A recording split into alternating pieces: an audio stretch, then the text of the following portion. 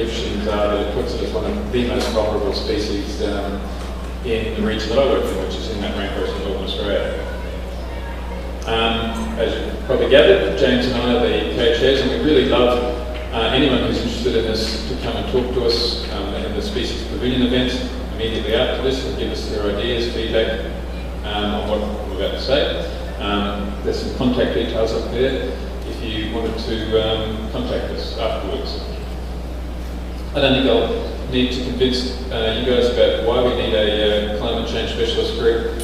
A lot of the issues we've discovered that we've been discussing are exactly the reason why, and what we can do about it. I suppose you can see that the t-shirt I'm wearing is even Darth Vader has traded in his lightsaber for an energy-efficient lightsaber, I'm not sure if you have. I think a few people have mentioned that the fact that climate change is probably the single largest threat that we are facing now, particularly because of the two-pronged impact, both direct impacts and the interactions with all of the current normal things that we're facing, like habitat degradation and so on. And everyone around the world is trying to figure out what to do about it.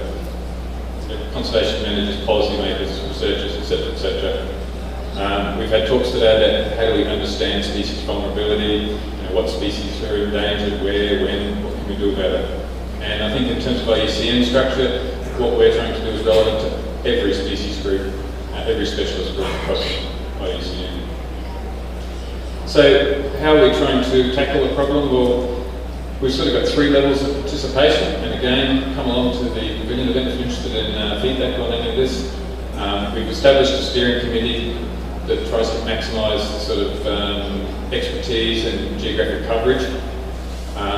We want to, next step is to get a sort of much larger membership of the specialist group globally, and then hopefully also a very large general network of anyone who's interested in the topic, just to be able to use the specialist group as a focal point for communication, keeping engaged, and information exchange.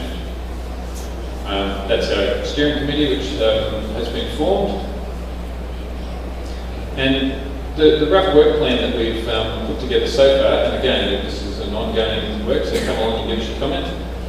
We want to continue to review and refine how we go about these vulnerability assessments, the sort of things we've been hearing about today, and how to best use these assessments to better inform things like the red list assessments, criteria and the guidelines. We want to do an exercise in identifying priority gaps, and we need feedback from all interested people in this to help us identify what are the really high priority gaps in our knowledge.